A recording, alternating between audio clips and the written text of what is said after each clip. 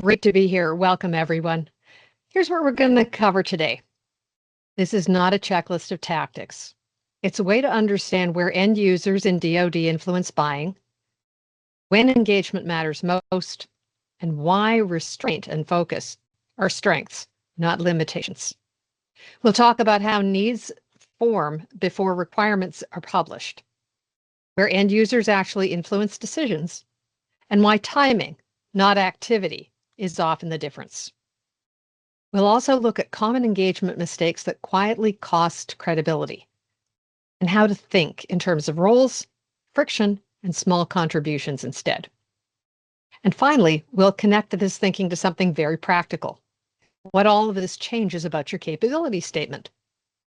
Everything you'll hear today is about building trust before the formal acquisition process begins. Be present. Take notes. Some of you have AIs. That's okay to have them logged in for this session.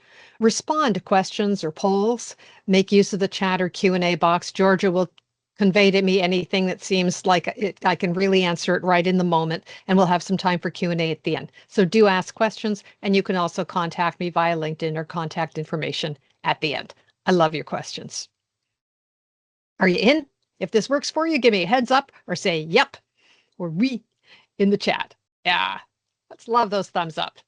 Gotta love it. All right, like popcorn. All right, this webinar is not a replace for or understanding people who are working in the contracting layer. It sits before it and beside it. In our contracting webinar, which is the next one we're doing in a few weeks, we'll focus on how buying decisions are executed. This session is about how buying decisions start. You can't engage the contracting folks if you don't understand where requirements come from. And you can't influence requirements if you haven't built credibility with the people who are living with the problems every day. One other note, the discovery process you're going to see today and participate in for researching and developing connections and ideas for individual end users is the same one you'll use to support building relationships with folks in the contracting shop. And the steps for making contact, which we'll cover in the next webinar, are ones you'll also use as you start to put these ideas to work to connect with players at any layer. That's why this webinar and the next one, Engaging DoD Contracting, are designed as a pair. This session is about how buying decisions start. Now, I want you to think about your own DoD buying experience right now. So, which of these environments have you worked in? Whether you've sold to government at Canada or anywhere else in the world, sold to DND, U.S. corporate clients, U.S. federal, state, or local government, or U.S. DoD, you're in the right place. We've got something for you. Before we talk about tactics, outreach, or engagement, we need to reset the frame. Because a lot of frustration in federal and DoD sales comes from misunderstanding how buying actually works inside DoD. This first section is about correcting a few assumptions that quietly sabotage otherwise great efforts. Once these are clear, everything later we do makes more sense and feels less random and much more deliberate. This matters now because DoD buying is more complex and more risk sensitive than it used to be. Access still matters, but influence matters and happens much earlier. End users shape problems long before requirements are finalized and published. They influence success criteria, tolerance for change, and how risk is defined. If you're invisible to end users, you're not neutral. You're reactive by design. And reacting late is why so many firms always feel like they're chasing published opportunities instead of chasing them, instead of shaping them. Some of you may be used to looking for leads, people to call on through pre-solicitation notices on sam.gov, requests for information, sources sought. Those signals matter, but they're more useful as that, signals, data points that help you decide where to focus. Points of contact listed in notices like that are almost always people who are in the contracting layer of the federal acquisition system. They're not the people living with the problem. This session is about why you need to be active and what's most effective before any kind of notices show up on sam.gov, when needs are still forming, when requirements haven't been finalized, when risk is or feels the most personal and most threatening. We'll talk about the contracting layer in the next webinar. I need to be explicit about an assumption we're making. Everything in this session presumes you've already done the focus work, things we talked about in the last webinars that are also posted on CCC's website. You've chosen a small set of agencies, programs, or offices because you know how what you do fits their mission and their responsibilities. This is not a session about cruising LinkedIn or Google for names. It's not about blasting your capability statement and hoping someone responds. If you try to do this work without focus, it becomes overwhelming very quickly. Focus isn't a marketing preference. It's what makes judgment possible. This slide shows where end users sit in the broad DoD buying ecosystem. At the top of the left column are end users, subject matter experts, and program or mission leads. These are the people closest to the work, the ones living with the problem day to day. Below them are program managers, project managers, and contracting officers representatives, CORs or CORs. Their role is translating operational needs into something the acquisition system can execute. Today, we're only focused on these two layers, the people closest to the mission and the people who translate the mission into requirements. We are not focusing today on contracting officers or contract specialists, nor on players in industry, small business offices, or stakeholders. That's intentional. Those roles matter enormously, and we'll spend time on the contracting layer in the next webinar. This session is about how buying decisions start, not how they're executed. If you understand where friction lives up here in these two boxes, you'll be far more effective when you engage the contracting layer later on. Acquisition activity happens all year long. It can be distorted by shutdowns, continuing resolutions, and when Congress releases funds. But relationship building follows a very different rhythm. In DoD especially, October through March is a critical window. That's when many requirements are being shaped, refined, talked around, socialized, even if they won't be published until later. That's why this kind of work, the kind of work that we're doing today, matters before anything shows up on sam.gov. We're also talking about micro engagements for a reason, because early trust doesn't turn into $1 million contract. It turns into willingness to spend just a little bit of money. A micro purchase or a simplified acquisition is not primarily about revenue, although that's real nice. It's about trust. Someone choosing to spend $10,000 to $15,000 with you is a massive signal. It means you're safe. You reduce my risk. I'd work with you again. Everything we talk about today, restraint, timing, small contributions, is designed to earn that moment. We'll share a link after this session to our earlier webinar on micro purchases. The mechanics are different. The principles are exactly the same. And while the threshold just went up from $10,000 to $15,000 US, the trust logic did not. Before we go any further, we need to be clear about language. When I say end users, I don't mean everyone involved in buying. I mean the people closest to the work, the people who live with the outcome, the people who feel friction first, the people who notice something isn't working long before that becomes a red flag, a flashing blue light, a major catastrophe.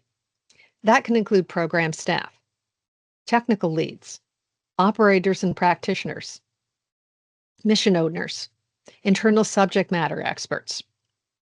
The group I don't mean here are contracting officers, and I don't mean evaluators. These roles matter, but they sit in a different part of the system.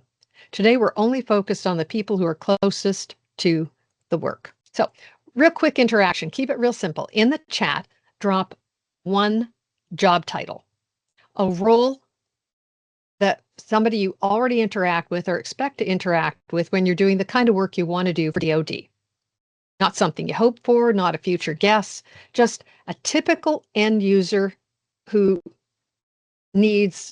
relies on what you do. Might be a facility manager, help desk supervisor, maintenance engineer, good, technology architect, systems engineer, warfighter, good, thank you, Frederick. Let's see those. Let's see more of those titles. Different missions, fire chief, cool. Intelligence analyst, yes. Different missions, different titles. What they have in common is this. They're close enough to the work. Cybersecurity engineer. Yeah. Scientist, logistics coordinator. Thank you, Matthew. What they have in common is this. They're close enough to the work to feel friction. You don't need to explain your answer. Just notice whether the role you chose actually lives with the problem you solve. That's the lens we're going to use for the rest of the session. These three statements show up everywhere, sometimes from contractors, sometimes from buyers. Each one is partially true, and each one hides where influence actually forms. Up till now, we've been clarifying where end users sit in the DoD buying ecosystem. Now we're going to talk about how they actually influence what gets bought and what doesn't. Not through authority, not through contracts, but through how needs form, surface, and get translated.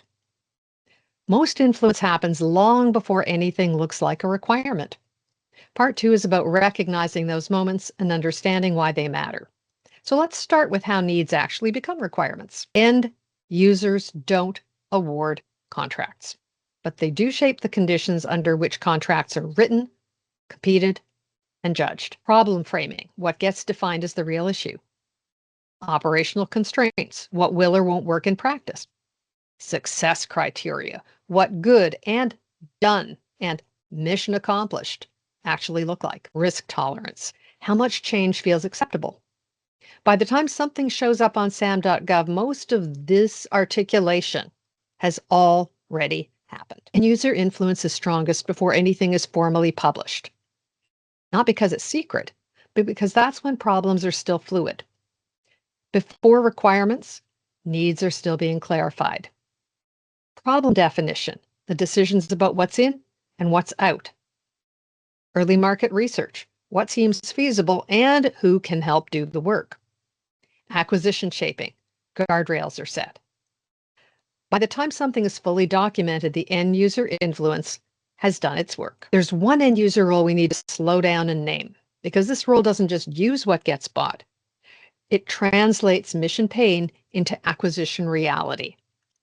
Contracting officers' representatives sit across the boundaries most contractors never see. They're the industrial translator. If you've ever had a buyer or somebody in the end user layer, somebody you're talking to say, I'm going to throw this over the wall to contracting, the person who's heaving the ball, that's the contracting officer's representative. They're not senior executives. They're not contracting officers, but they connect more dots than almost anyone else. Once you see where the core sits, a lot of end user behavior starts to make sense. This isn't about authority. It's about pressure. The cores carry risk, particularly personally. Here's why. A failed vendor doesn't just hurt the mission. It can follow the core's career. Our failure as vendors can put a permanent black mark in their file that damages their promotion prospects for years.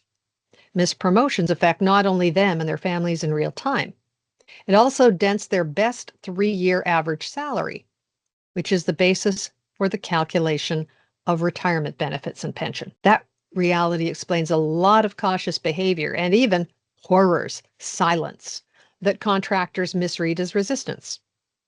Be with that for a minute. Defining how they'll choose a vendor isn't just a professional choice. It's personal in ways that you might never have thought about. Here's where contractors get tricked up. Very few people have core in their title. So when they say, we don't have access to cores, what they really mean is we don't recognize them. We can't see them. Take a moment and add one core type title to the end user list you already started. You don't have to share this, just write it down in front of you. This is just more about seeing clearly. I want you to think about that kind of list of job titles of people you're working with every day and think about which one of those might be carrying core responsibility. Now let's talk about why this matters to you, not just to them. Cores don't just observe the process, they move it. They shape how requirements get written. They initiate actions. They monitor performance. They sign off on what good looks like, and they also sign off on whether you get paid. Think of the core as the translator between end users and the contracting layer. If that translation goes wrong, no amount of proposal excellence fixes it later. And once you understand that role and that pressure, it changes everything about how winning contractors show up. Which brings us to what really needs to change. These are understandable misreads. They come from taking what you hear and see at face value. Rules don't add up to reality. Being compliant doesn't necessarily mean you're forming decisions. Process isn't the same as influence. Taking steps isn't the same as shaping acquisition. Access isn't the same as trust. Not every meeting is useful. We confuse what's visible with what's decisive. Once you see the misread, the next question is how end-user relationships actually form. End-user relationships don't form through activity. They form through repeated signals, consistency, showing up the same way over time. Usefulness, helping someone think, not doing what we all too often think of as selling. Judgment, knowing when not to engage. Restraint, respecting risk, time, and boundaries. End users trust patterns, not pitches. Most failed follow-ups don't miss the mark because they're offensive. They're just irrelevant. Or worse, we don't realize that the things we're saying and doing, despite our best intentions, make things harder, not easier, for the people we so keenly want to serve. Noise adds volume, not clarity. Pressure shifts risk onto the end user. Self-interest centers on the contractor, not the mission. From an end user seat, most follow-ups, the typical follow-ups they get from industry, increase cognitive load. Hi, do you need me? Do you need me? Do you need me? Do you need me? That gets old in a hurry. So what does it take to show up in a way that's genuinely helpful and meaningful? The idea that you can help someone think. When people absorb what we just talked about, there's a very predictable reaction. They want to do something immediately. They push for meetings. They ask for introductions. They try to educate. They chase responses. None of these things are wrong because they're unethical. They're wrong because they increase friction. And friction is exactly what cores and end users are trying to avoid. So if you're waiting for tactics, that's not where we're going. Instead, what works is almost the opposite. And this is the hardest part for most contractors. Everything we've been taught says if something isn't working, do more. But with end users, and especially with cores, more effort, and especially the wrong effort on your part, often feels like more risk on their part. More effort doesn't equal more trust. Speed doesn't equal progress. And silence doesn't mean nothing is happening. In fact, silence is often where judgment is forming. Be with that for a minute. Imagine. What if all those gaps, those non-return calls, somebody was just thinking? What works instead is not more activity. It's lower friction. And users respond to signals that make it easier to think, not harder to decide. Context. Why what they might need to do matters now and not eventually. Clarity. What's different or useful without forcing a response. Continuity. Building on what already exists from previous conversations, not starting over. Gee, did you hear me? Let's do all this again. Some of you have heard me talk about micro engagements before. What we're describing here is the why behind that idea, not the tactics. This isn't about tricks or templates. It's about reducing friction over time. The goal is to make it easier for end users to think, not forcing them to respond. You rarely get a thank you or a declaration of trust. What you get instead, and sometimes you can overlook, are quieter signals. Earlier questions. They involve you before things are settled or published. Pressure testing. They check ideas with you, not against you. Shared language. They reuse the language in how you express problems, and that can show up in a solicitation or desirable qualifications. Risk flags. They warn you about the bumpers before constraints become public, or even tell you about constraints that aren't going to show up in the solicitation, but you know they're going to be the third rail if you propose that thing. These are signals of trust forming, not guarantees of work. But this is also where many contractors make their next mistake. When you change how you communicate with end users, you transform access into relevance. You gain their attention because you're genuinely useful in the moment. You transform activity into judgment by learning about when to engage and when to take a beat and step back. You transform chasing into continuity by staying quietly present without forcing motion. When you change that posture, you change your outcomes quietly and over time. This isn't about doing more. It's about making fewer mistakes, especially expensive ones. If you remember nothing else, write this down. When you ask a DoD buyer, how can I help you? You're not helping. You're giving them homework. They already have enough to do. Your question just puts you to the bottom of the pile. Everything changes when you flip the order of two words in that phrase. And instead of saying, how can I help you? You start off, how I can help you. When you understand end users and cores and risk the way we've described today, you stop chasing motion. You start making better judgments about when to engage, who to engage, and what not to push. That steadiness is what end users actually trust. End users typically don't show up at networking venues. In fact, many of them actually avoid those places. Unless management directs them to attend, which does happen occasionally, they're usually not there. You find end users at coordination venues, events, places, and channels where people doing the work solve problems together. Some of these are exclusive to government players. Others earn a reputation as trusted spaces where government and industry collaborate productively, like the Society of American Military Engineers, AFWorks, ACT-IAC. Think about places like engineering, maintenance, and sustainment shops, centers of excellence, regional association chapters. End users are in their workplaces every day, and they show up where they can solve problems with peers, not where vendors pitch. Many of these conversations start with people you're already in touch with. Take a moment and mentally circle one place from this list, one place where end users actually show up in your world.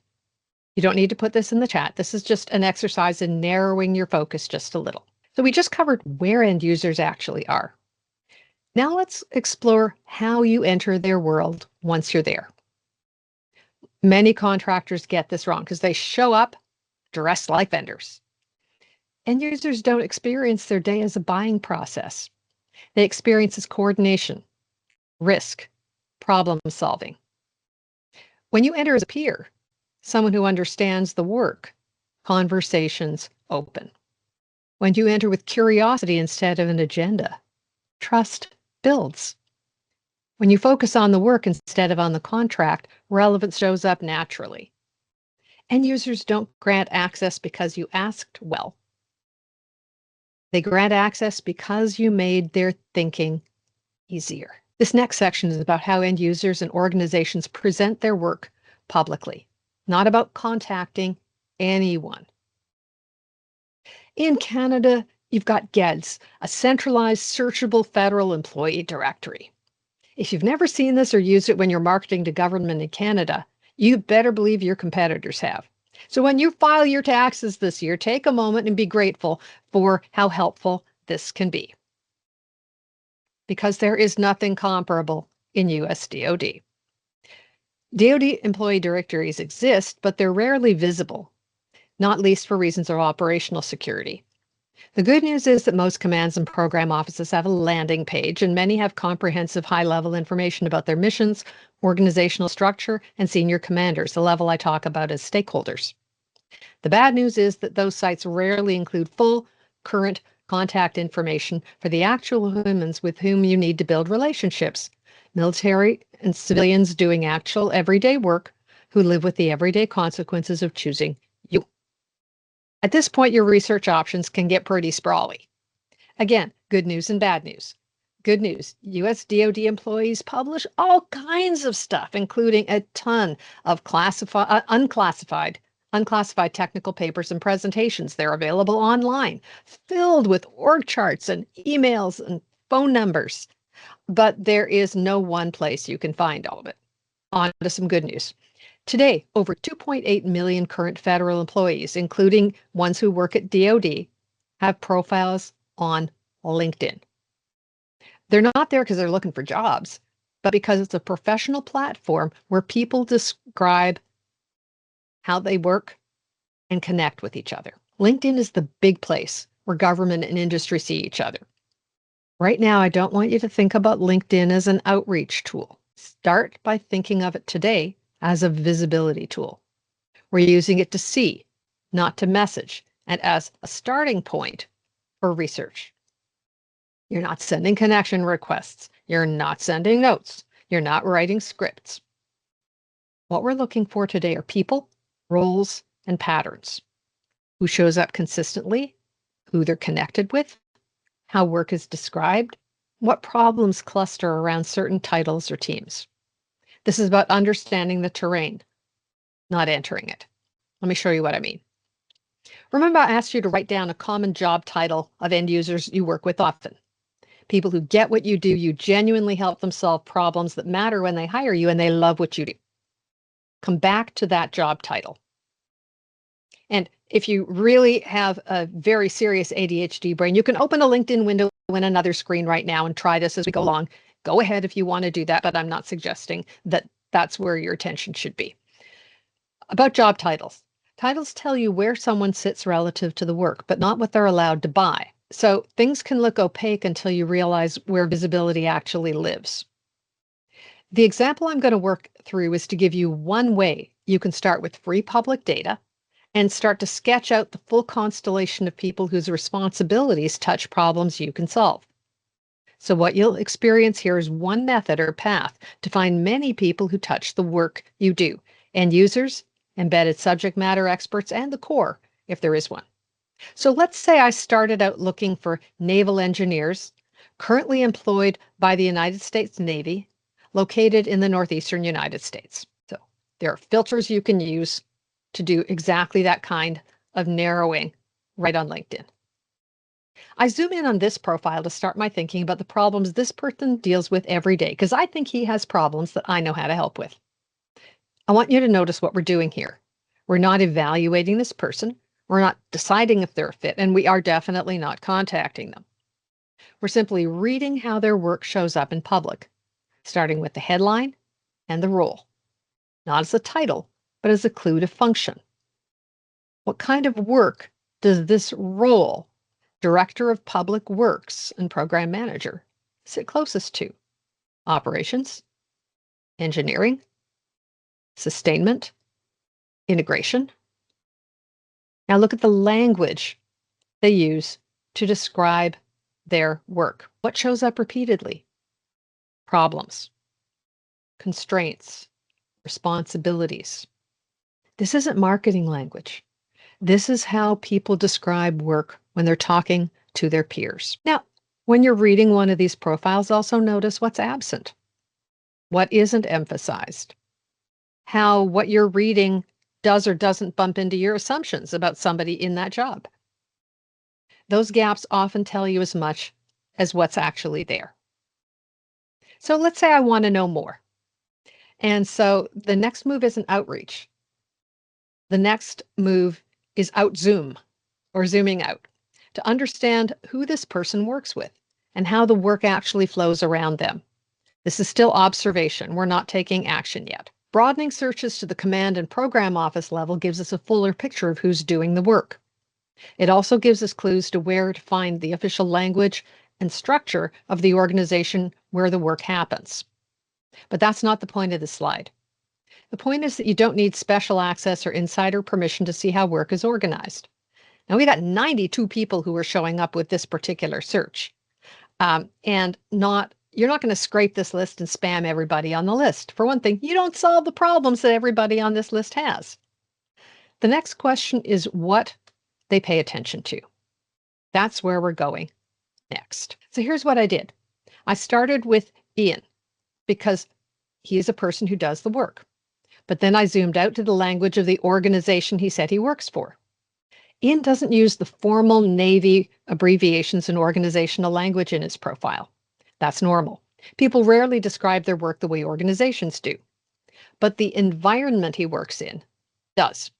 When I see Public Works and Naval Station Newport, that immediately places him inside NAVFAC, Naval Facilities Engineering Command, specifically in naval language, NAVSTA or NAVSTAY Newport. Now I dig in. Now something important happens. I still don't get people. Remember I said the commands publish high-level stuff about their mission and what they do. Bingo, here it is. Now there's a directory here. When I dig in there, I still don't get names. And I don't get contact lists. What I do get is structure. I get a full list of functions, facilities, utilities, maintenance, environmental, transportation, energy. In other words, the work. This guy's director of all that stuff. And this tells me exactly what problems the director of Public Works is accountable for. What kinds of issues are likely to land on his desk? That's the signal. Still no outreach, still no messaging, still no action. Keep your powder dry. Now we're going to talk about what end users actually trust and why most vendors never earn that trust. When end users decide what to pay attention to, they're not asking, is this impressive? They're asking, is this safe? Is this useful? Is this grounded in reality? Walk the words lightly. Small, because big asks feel risky. Is it specific? Because vague signals feel like marketing. Is it low risk? Because failure sticks to them, not to you. Is there proof? Because credibility travels through evidence, not through big claims. Trust isn't built by volume or polish. It's built by reducing uncertainty. This isn't a checklist, it's a pattern. And once you see it, you'll recognize why some outreach works and others get ignored. Just as important as what end users trust is what they quickly tune out. Not because they're cynical, but because they're busy and exposed to risk. Big promises, because they increase perceived risk. Generic claims, because they don't map to real work. Marketing language, because it signals distance from the mission. AI noise, because it often sounds confident without having any grounding. End users aren't anti-technology or anti-innovation. They're anti-uncertainty. And boy, are they risk-averse. This is why polish and volume alone don't earn trust. You can be polished, but focused. There's a difference. Clarity and usefulness win the day. These trust signals don't exist in a vacuum. They're shaped by context, mission pressure, timing, and personal risk. End users and cores aren't evaluating you once. They're accumulating impressions over time. Context matters because the same message lands differently depending on what's happening around them. Risk accumulates because every interaction either reduces uncertainty or adds to it. Attention is scarce because thinking time is limited. Trust isn't a decision, it's a pattern that forms. And that brings us to micro-engagement, not as a tactic, but deeply grounded in how trust actually forms and how research shows that it does. Everything we've covered so far explains why most outreach fails and why trust forms the way it does. This next section is where we translate that understanding into practice. Once you understand that trust forms through small, low-risk signals over time, you can see why certain approaches work quietly and why others fail loudly. This is not about scripts, templates, or volume. It's about designing small, low-risk moves that make it easier for end users to engage with you and safer. Micro-engagement isn't a tactic. It's a discipline grounded in how trust actually forms everywhere, not just in DoD. One small interaction at a time. Right now, we're going to build one micro-engagement together deliberately so you can see the thinking behind it. If you're familiar with Brené Brown's work, you'll remember her research into the anatomy of trust. Those 7 elements all add up to this. Trust, everywhere, not just in DoD, is built one small interaction at a time. A micro-engagement is deliberately small. Not because you don't have more to say, but because size signals risk. Small doesn't demand time or permission. Useful, so it earns attention without asking for it. Low risk, so engaging doesn't feel dangerous. Personal, because it's grounded in their reality, not your offer. A micro engagement is not a pitch and it's not a sale. It's a contribution. This is the discipline. Not many people, not many problems, not many ideas. Let's start with some examples of moves that meet that definition without turning this into a checklist. These are not steps, they're categories of contribution. Each one does the same job. It reduces uncertainty without creating obligation, creates clarity, helps them think more clearly about a problem they already have, or even to see a problem they may have overlooked. Compare, reduce choice overload without steering right to your solution. Sketch, make something abstract easier to see or concrete, but lightly. Check, pressure test an assumption before it becomes expensive. Test, pilot, create a safe way to learn without committing. If it feels like a pitch, it's too big. If it feels like homework, it's too risky. So let's build one of these so you can see how it might work in the real world. These are examples, again, not templates. I want to be very clear about this. They're different in form, but they all do the same job. They reduce workload, they reduce uncertainty, and more importantly, they reduce risk. So let me demystify a couple of the terms on the slide because two of these words can sound more complicated than they need to be. Rough order of magnitude is not a quote, it's not a proposal, and it's definitely not a commitment on either side. It's a common term in DoD acquisition, contracting, and financial management, referring to a quick, early stage and non-binding cost estimate used for budgeting and project feasibility. Acquisition professionals use it during the early high-level phases of project planning, often with a variance of minus 25% to plus 75%. Contracting professionals use it as a part of financial management for program funding estimates. A rough order of magnitude helps someone answer the very basic questions early. Is this problem small, medium, or large? Is it going to take weeks or months to fix? Is it fixing it going to be manageable or disruptive? Rough orders of magnitude reduce uncertainty without locking anybody in. A subject matter fit expert check is not a DoD term of art, but it's a term you need to know. It's a short reality check with the right technical person. It answers one question. Is this person's problem a good technical fit for how you actually operate? It's not a design solution, it's not an architecture review, and it's not a sales call. Fit checks protect them as much as they protect you. Whether it's a sketch, a short diagnostic, a ROM, or a fit check, the pattern is the same. You're helping someone think safely before committing. If it feels like free consulting, it's probably too big. If it feels genuinely helpful but incomplete, you're in the right zone. Now we're going to go and design one of these for ourselves. Not to create the perfect micro engagement, but to see the thinking behind it. We're going to pick one person, dig into one specific pain, and offer one small contribution. And you're going to help me do this. No selling, no next steps, no ask. The goal isn't momentum. The goal is credibility without pressure. So I'll narrate the thinking as we go, and you're going to bring some judgment to it. This is the point where I want to be very explicit about scope. We're not doing a full workshop today. We're going to walk through one micro engagement slowly and on purpose, because the value here isn't volume, it's judgment.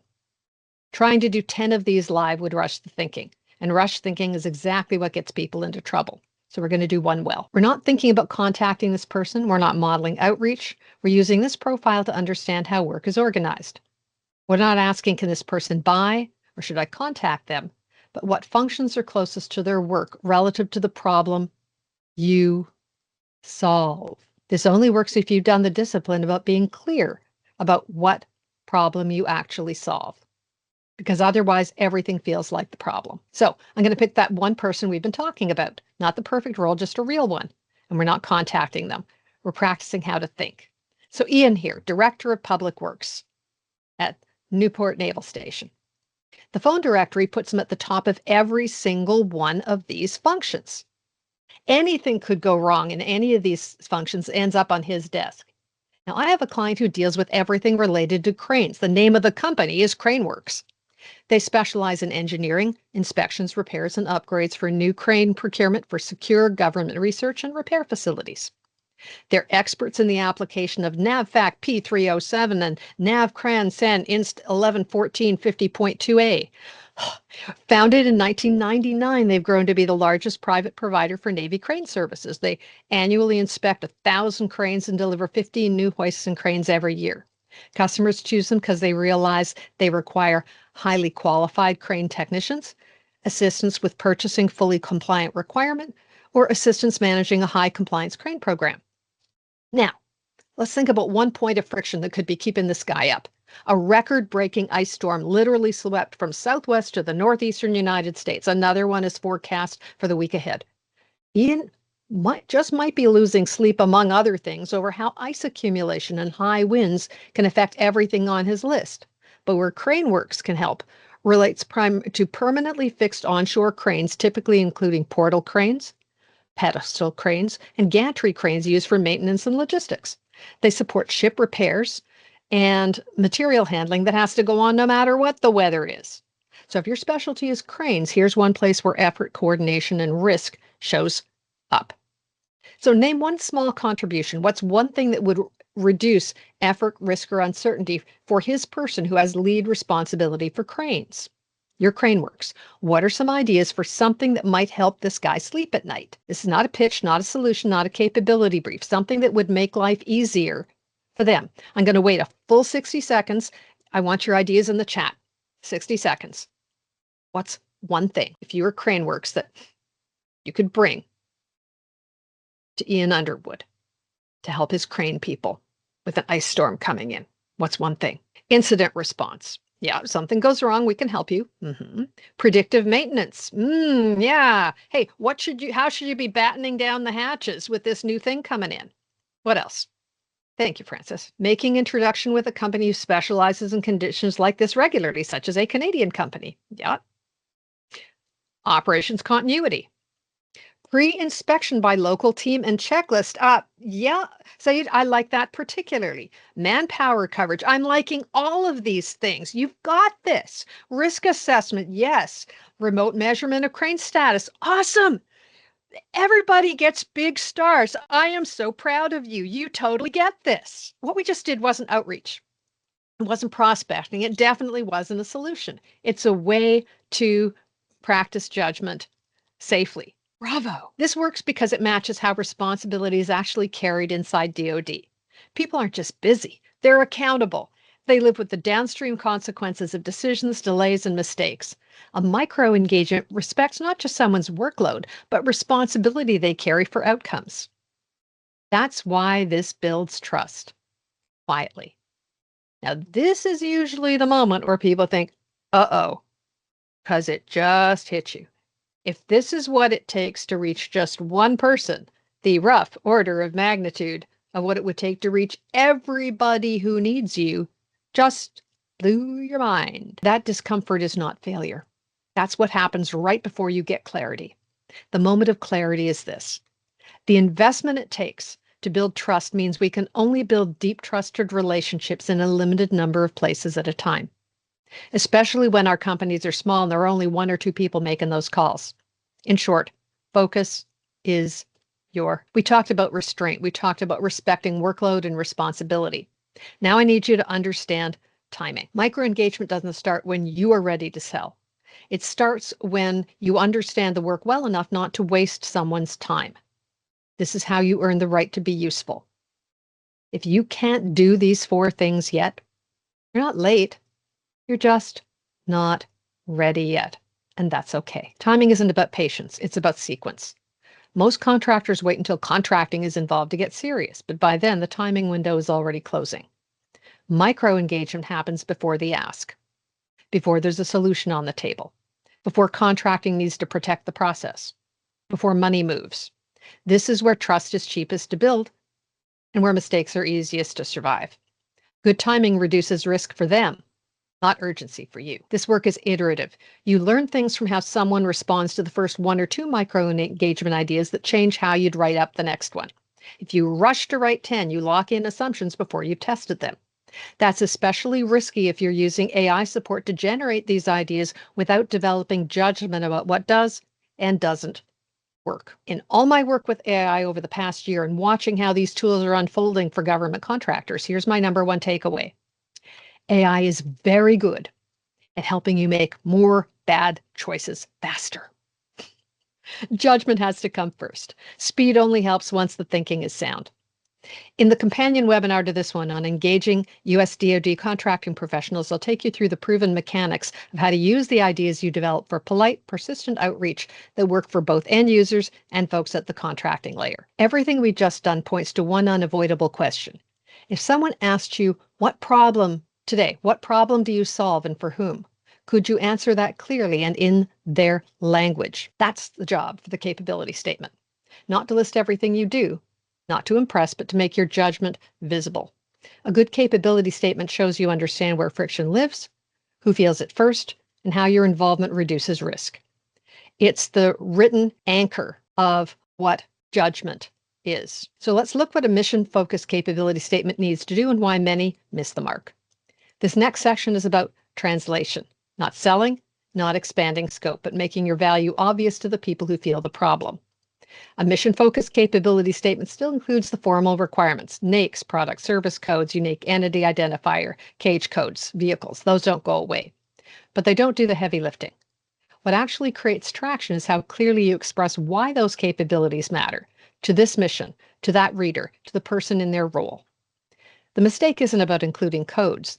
The mistake is about letting those codes do the talking. A buyer should never have to guess why your past performance matters or how your experience reduces their risk. Most capability statements fall flat for a simple reason. They force the buyer to do the work. The buyer has to figure out, is this relevant to me? Does this apply to my situation? Is it safe? They have to translate it. They've already increased risk. So there's only one thing that matters at this stage. Not are they qualified, not are they certified. Those get answered later. Right now, the buyer's asking, do these people actually understand what makes my day harder? This is where most firms default to marketing language. What belongs here is a short set of best values. These come from what you've actually done and what you know matters when things get hard. They explain why your qualities matter to mission success. They're objective, they're verifiable, ideally quantifiable, and they're specific to your company and make it easy to choose you when they get to the final four behind closed doors. Think of this as layered. Your codes say you can play. Your best values explain why you're the safe choice. And the problem framing shows you understand their world. Customization of your capability statement doesn't mean you start from a blank sheet every time. It means you know which parts to bring forward and which to let recede. That's judgment, not formatting. A strong capability statement makes micro engagement easier because you're not inventing relevance from scratch. This is decision support for people who carry real responsibility. So before we wrap, I want to leave you with one small piece of follow-up. Pick one installation, choose 2 or 3 roles you're now thinking about in a completely different way. Sketch 2 or 3 micro engagement ideas for each. You're not sending them, you're not polishing language, you're just looking at them to test your judgment. If the third one you develop looks different from the first one, that's the point. I want to thank you for thinking with me today. We covered a lot, but none of it was about tricks or tactics. What I want you to take away is this. The end user engagement works long before a requirement shows up. It works when you understand who does the work, where decisions actually form, and how trust is earned inside their environment. When vendors struggle with end users, it's rarely because they lack capability. It's because they move too fast, talk in the wrong language, or try to sell before they understand how the work really flows. If you've slowed down just enough to observe first roles, friction, and responsibilities and signals, a lot of the right moves become obvious.